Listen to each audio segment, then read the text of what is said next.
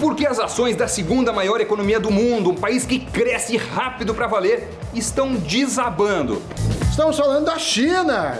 Investigamos esse desabamento nos papéis de ações chinesas. Será que é o momento para investir nessas empresas? É o que você vai descobrir no Cafeína de hoje, que começa depois da vinheta.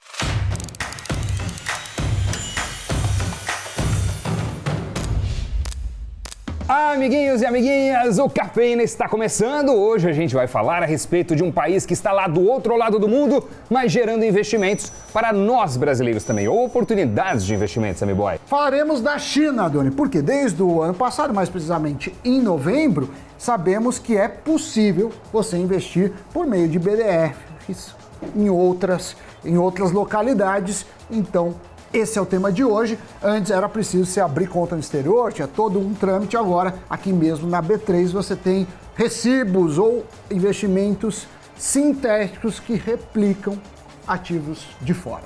E mais interessante ainda, ativos diversificados. Um exemplo foi o China 11, China com X, China 11, um ETF que replica o MSCI China, que é uma espécie do nosso Ibovespa de lá. É uma espécie do Ibovespa chinês, com 800 empresas chinesas. Mas desde o lançamento na B3, ele acumula uma queda de 12%, mais ou menos. A questão é que tanto as bolsas chinesas como as de Hong Kong vêm acumulando resultados negativos nessas últimas semanas. E aí fica a pergunta, por quê? Por quê? Já diria Tiririca. Para responder isso, precisamos voltar algumas casas. Para começo de conversa, China não é uma democracia. O país está sob o comando de um regime comunista que decidiu se incomodar com o crescente poder de empresas de tecnologia no país. Aqui no Ocidente temos o Facebook, o Google e a Amazon, que conhecem a nossa alma. Por lá, os chineses têm o Alibaba, o WeChat, e são essas duas Big Techs que o governo está colocando contra a parede. Recentemente, o regulador do setor de tecnologia anunciou um programa de 6 meses para corrigir o que é considerado como prática anticompetitiva e de uso indevido dos dados pessoais dos chineses. Sendo assim, o governo impôs regras para a atuação das EDTechs, ou seja, as empresas de tecnologia que atuam no setor de educação ou as empresas de educação que têm uma pegada tecnológica. E isso foi o suficiente para causar um estresse, um estremecimento nas bolsas chinesas. O índice Shanghai, o mais importante da China, já acumula uma queda de cerca de 7% em dólar no ano. Já o índice de Hong Kong, onde grande parte das empresas de tecnologia chinesas é listada, já recuou cerca de 5% em dólar. Isso considerando até o final de julho. Então, óbvio que esse movimento acabaria refletindo no China 11. Tem uma questão que você já sabe bem. Sempre que a gente ouve no Brasil, por exemplo, o governo dizendo que vai privatizar uma determinada estatal, o que acontece? As ações dessa estatal sobem ou tendem a subir. Sempre que o governo fala, olha, mas a gente precisa trocar o presidente dessa empresa ou mexer na forma como a precificação de tal commodity, de tal insumo é feito, o que acontece, isso é visto como uma intervenção, uma interferência, e aí as ações dessa empresa tendem a cair porque não quer ingerência externa. Isso funciona aqui e funciona também em outros países. E é nesse ponto que a gente chega, uma questão central. Qualquer país pode vir a intervir em empresas, privadas ou não, seja para proibir o que eles entendem como práticas anticompetitivas, seja para aumentar a arrecadação, mas normalmente isso é feito de uma maneira, digamos assim, mais institucional, mais sutil, talvez mais através democrática, das regras de mercado. Diferente do que acontece na China, que meteu o pé na porta ou entrou na voadora. O governo chinês cancelou o IPO do braço financeiro do Alibaba, o Ant Group, seguido pelo estranho desaparecimento de seu CEO e fundador, Jack Ma. A empresa Didi, dona do aplicativo de transporte 99, também conhecida como Uber chinês, abriu capital em Nova York e uma semana depois teve seu aplicativo tirado do ar, além de outras restrições. Com isso, as ações da companhia chegaram a acumular uma queda de 40% em 23 de julho. Mais recentemente, a gente viu uma intervenção que não aconteceu no setor de tecnologia, mas no de educação, que impediu empresas privadas do segmento de abrirem capital e constituírem fundos, levantando diversas preocupações. Afinal, o fato de empresas de educação não poderem mais visar lucro traz alguma mudança bastante considerável para o racional de investimento no longo prazo nesse setor. E isso também chamou bastante atenção. A questão é que o mercado chinês interferiu no ambiente corporativo no passado e vai continuar interferindo no futuro. Até aí não é nenhuma novidade e o risco, em alguma medida, já está computado no preço dos ativos. A questão é que a tese de investimento em China para os próximos anos acaba passando por muitos aspectos dessa transformação que o país enfrenta. Todos nós sabemos do tamanho da China, né? Que a sua classe média vem crescendo forte pra caramba, que o PIB se multiplicou por 17 nos últimos 30 anos, que a velocidade de crescimento muitas vezes ficou acima dos 2 dígitos, além do país estar mudando a forma como se apresenta.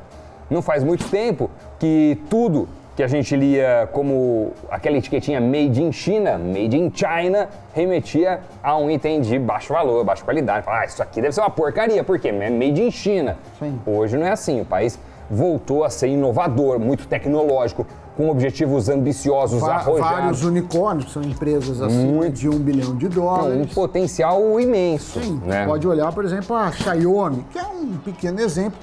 E claro que quem usa a Apple como dono dificilmente largaria seu iPhone. Mas outros que querem aliar qualidade, principalmente preço, foram convencidos pela marca chinesa. Sei que é controverso porque smartphone tem torcidas. Não é essa a intenção, mas a questão é que como a China aí ganhou destaque, né? Já teve, quando eu era mais novo, era Made in Taiwan. Agora é Made in Taiwan, Made in Taiwan, lembro. Bonés Made in Taiwan. Coreia também do Sul passou, agora é um país mais desenvolvido.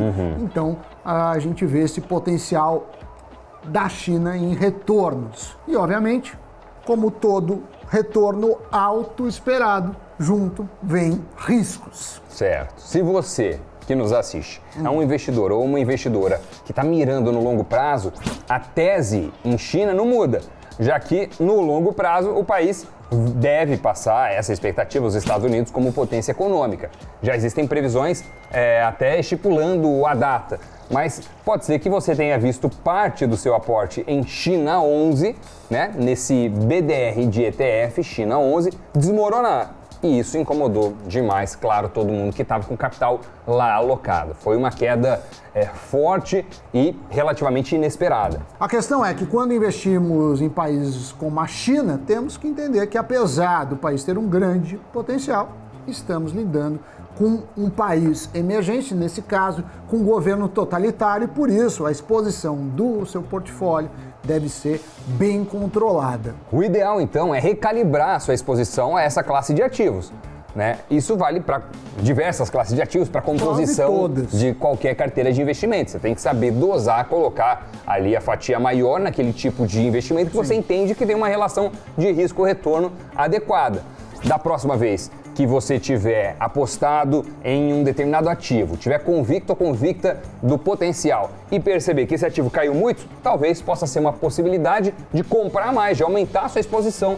Por quê? Se os fundamentos se mantêm, pode ser uma alternativa interessante de potencializar ainda mais o avanço do seu portfólio. Segundo um dos gurus de investimentos, o Rei Dalio, tanto o mercado americano como o chinês oferecem oportunidades e risco. E é possível que ambos compitam entre si e acabem contribuindo para uma maior diversificação. Segundo o texto publicado em seu perfil oficial do LinkedIn, ambos ainda merecem espaço na carteira do investidor. Como que é essa pronúncia aí? Essa é nova para mim, dessa rede social. LinkedIn. Não, mas como você falou... O LinkedIn, não lembro. Deve ser a pronúncia britânica. A pronúncia de quem está com sono nessa hora da manhã. Ele ainda reitera para que os investidores não interpretem mal esse tipo de movimento do governo chinês, como uma reversão das tendências que existiram nas últimas décadas, e assim acabem por afastar o seu dinheiro desse tipo de investimento. Não, segundo ele, esses mesmos movimentos aconteceram outras vezes em mercados capitalistas. Então, traz aí esta reflexão. China é sempre um país com enorme potencial, com números muito superlativos, muito significativos. É um país que viu a sua taxa de crescimento avançar em ritmo extremamente acelerado ao longo das últimas décadas. Empresas de lá expandiram fortemente, mas tem sempre essa questão de dedo do governo lá que, por vezes, pode se tornar um elemento inesperado para os investidores e jogar água no chope. E indigesto, toda empresa que sofre ingerência com o governo tem, no meu entendimento, de muitos, um valor descontado. Então, se é uma empresa determinada, eu esperava um ganho de 10%, se tiver nesse jogo, para mim, eu vou cobrar um ganho maior esperado, senão não vale a pena. E para você, vale a pena? Não vale? Você entraria em empresa chinesa, no índice da China, você tem BDRs desse ETF, né, de China 11? Conte pra gente, se inscreva no canal, ative o sininho, mas não antes de ver o que aconteceu no Brasil e no mundo. Giro de notícias. Os gigantes Google e Facebook anunciaram a participação em um novo projeto de sistemas de cabos submarinos que se estende por 6 países. Chamado de Apricot, o projeto vai atravessar 12 mil quilômetros e ligar Japão, Singapura, Taiwan, Filipinas e Indonésia. O objetivo é atender a demanda por 4G, 5G e acesso de banda larga até 2024. A Blue Origin, empresa espacial de Jeff Bezos, processou a NASA. O motivo? Bezos e sua empresa querem participar do programa de retorno à Lua, mas por enquanto, o escolhido pela agência espacial foi a concorrente SpaceX de Elon Musk. Segundo Bezos, a avaliação feita pela NASA para adquirir equipamentos de pouso lunar da Blue Origin foi equivocada. A lista de pessoas físicas devedoras na B3 bateu um recorde e chegou a mais de 2,2 mil nomes. Em meio ao avanço no número de investidores na bolsa, parte dos calotes ocorre com pessoas físicas que operam alavancadas, ou seja, que tomam crédito para investir. Atualmente, a B3 conta com 4 milhões de investidores pessoa física. Fim do Cafeína de hoje, é hora de dizer adeus. Muito obrigado pela companhia. Deixe o seu like neste vídeo e se inscreva no nosso canal, hein? Muito obrigado, valeu, tchau.